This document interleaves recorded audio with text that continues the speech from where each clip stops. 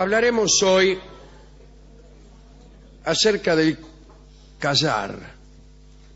Citaremos a poetas y a filósofos que hablaban poco. Repararemos en cuestiones de etiqueta que imponían cerrar la boca. Y acaso nos referiremos a grupos religiosos que tuvieron como premisa el silencio. Algunos historiadores han dicho que el silencio fue uno de los elementos esenciales de muchas religiones.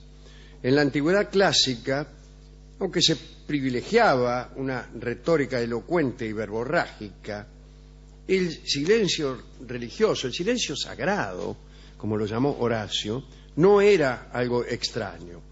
Pitágoras, y como él muchos, sometía a sus discípulos a un silencio inicial de 2 años. Vos te anotabas en la escuela pitagórica, primer año silencio, segundo año silencio, tercer año ya empezaba. Nadie podía hablar y todos debían escuchar la doctrina. Plutarco, por su parte, decía que el silencio era algo profundo y reverente. Aseguraba también que el silencio era divino, en tanto que era exactamente aquello que aprendíamos de los dioses. De los hombres se aprendía la palabra, que es una cosa más baja. Todo esto lo decía Plutarco. Pero lo decía, recordemos esto. Los padres de la Iglesia se acercaron también a estos presupuestos. San Ambrosio se preguntaba retóricamente, ¿qué deberíamos aprender antes que cualquier cosa si no es a callarnos para que podamos ser capaces de hablar? Cuando refundió el tratado de Cicerón, quiero decir que lo reescribió, no que lo refutó, sobre los deberes como un manual de la buena conducta para los clérigos, San Ambrosio incluyó en la obra una recomendación de silencio como muestra de pudor y vergüenza. San Ambrosio, casualmente, fue, según parece, el primero que leyó en silencio, como hemos contado muchas veces aquí, ¿no? Antes se leía en voz alta y San Agustín cuenta en sus confesiones, San Agustín era el alumno de San Ambrosio, cuenta en el libro Confesiones cómo un día entró al salón o a la celda de Ambrosio y lo vio leyendo en silencio, cosa que asombró a San Agustín porque no era lo usual era leer en voz alta. El silencio fue siempre señal de gravedad y hablar demasiado una señal de vacuidad, de ligereza. Así que la reserva verbal es casi siempre considerada como noble y en cambio la locuacidad se asocia con vendedores, mercachifles. Vamos, el charlatano era el hombre que se ganaba la vida hablando en la plaza del mercado. El Papa Pío V publicó un decreto especial en el año 1568, en el cual prohibió que se charlara en las iglesias. Nada de conversaciones. San Carlo Borromeo, arzobispo de Milán, impuso la pena de 10 días a pan y agua a quien conversara en la iglesia. En tanto el silencio era señal de virtud, algunos grupos religiosos sostuvieron un silencio total. San Bruno de Colonia fue el fundador de la Orden de la Cartuja e hizo voto de silencio riguroso, San Bruno, junto a los monjes que lo seguían, ¿no? Se retiraron al desierto de la Chartreuse, cerca de Grenoble, donde cada uno empezó a vivir al estilo de los antiguos anacoretas, de los que también hemos hablado. Bien. Y es conocida con respecto a San Bruno la siguiente anécdota. En una ocasión, cierto personaje visitó el taller de un escultor famoso y al ver una estatua que acababa de terminar, el visitante quiso hacer un cumplido y dijo: es increíble lo real que parece. Pero señor, la misma voz le sale. Solo le falta hablar. Y el artista respondió: si hablase sería señal de mi poco talento.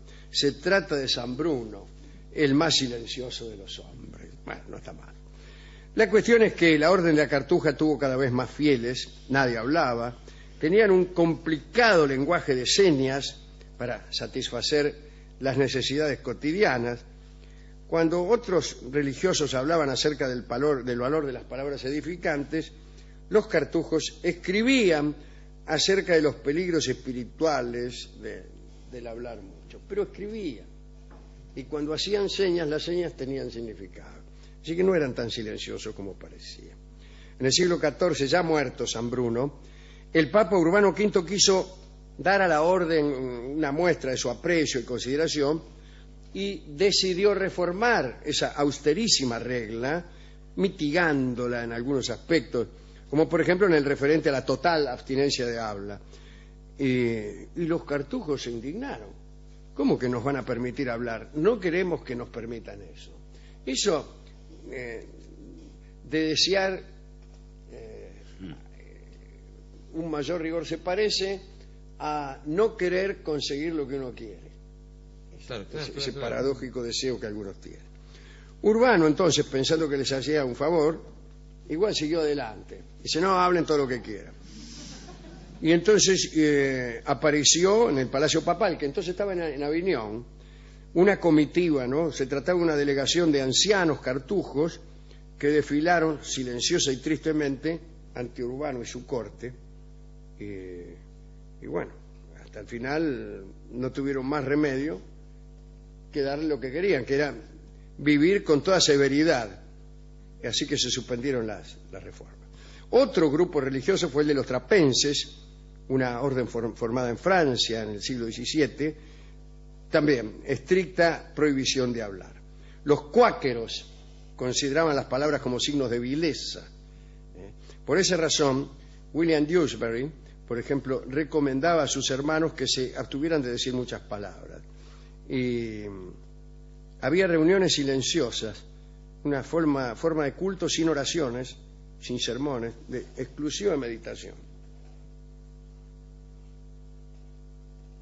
Nada. Los reyes solían permanecer silenciosos ante los cortesanos. Ahí en España, bueno, desde Felipe II hasta el último de los Austrias, los tipos eran célebres por ser muy taciturnos, pero también el silencio podía ser una estrategia para parecer dignificado, ¿no? Entre los reyes franceses, los más habladores fueron Enrique IV, Luis XIV y Luis XV. Napoleón, que no era rey, hablaba poco. Napoleón III, el del Segundo Imperio, parece que hartaba a todos cuando se ponía a disertar sobre balística. En la corte de Versalles nadie hablaba al rey durante las comidas públicas, a menos que el rey dijera algo. A veces el rey decía algo nada más que... porque incluso había una etiqueta más severa, creo que en Londres, donde si el rey no decía nada, nadie decía nada ni se hablaban entre ellos. Así que el rey en general decía cualquier cosa, por calor, qué calor. Y después todos podían hablar. Yo tengo algunas cosas que no decir. La primera sería reconocer una diferencia entre el silencio verbal, que los latinos le llamaban tacere, y en cambio el silere era la ausencia de movimiento y de ruido, era más de la naturaleza.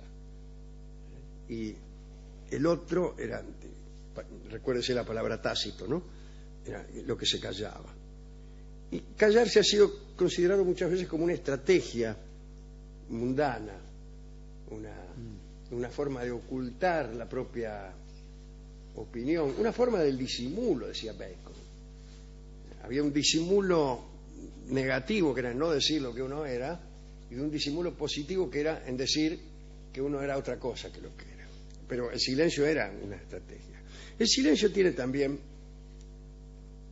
a veces un significado, tiene significado, puede usarse como signo. Y algunos usan el silencio para decir cosas, lo implícito, el arte de lo implícito. No decís nada, pero dejás cosas implícitas. Contra eso hay como una moral de decirlo todo, que es la moral de la franqueza, la moral de los Boy Scouts, ponele. Sí. Dice Roland Barthes.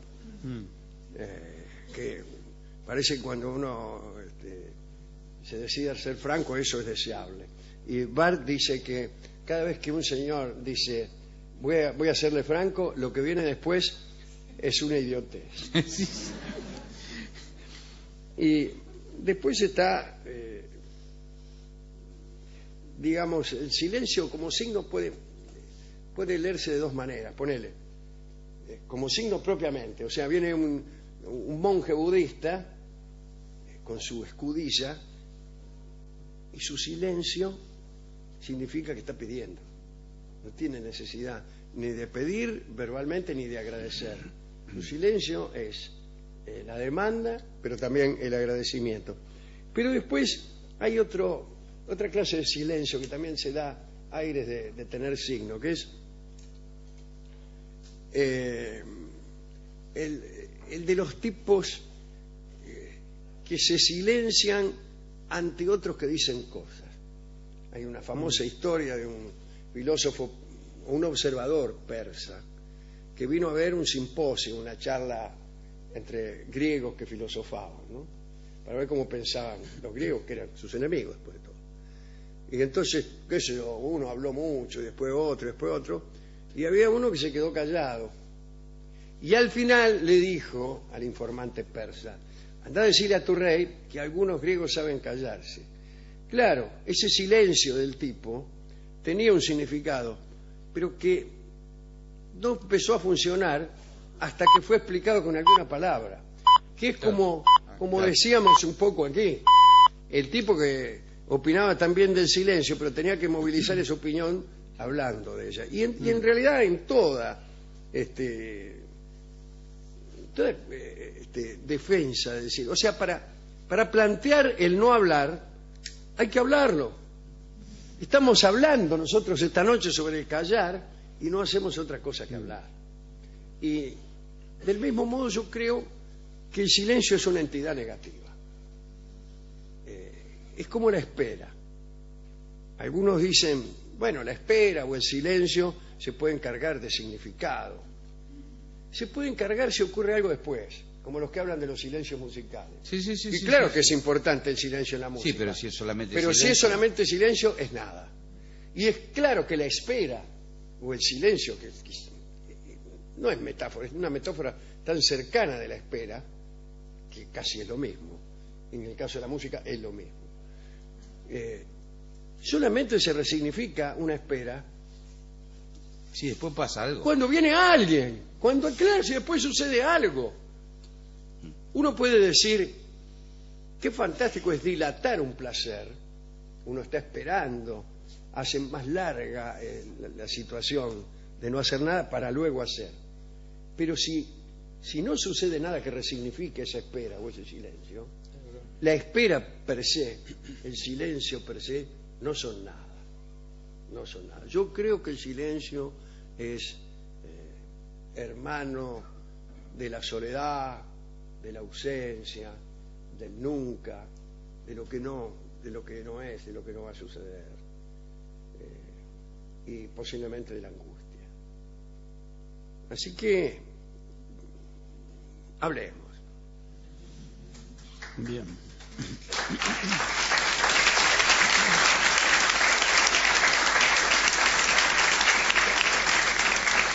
Mi madre, que era docente, solía recitar un proverbio que decía: de haber hablado heme arrepentido muchas veces, de haber callado jamás. Hasta luego mi vieja decía. Claro. Yo diría al revés. Mis mayores arrepentimientos son por no haber hablado, por no haber dicho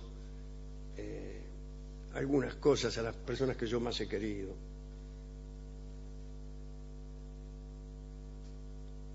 Por no haber hecho confesiones en el momento oportuno. Así que ahora vamos a escuchar una milonga que cuenta una de esas historias. La historia de alguien que no habló cuando tendría que haber hablado.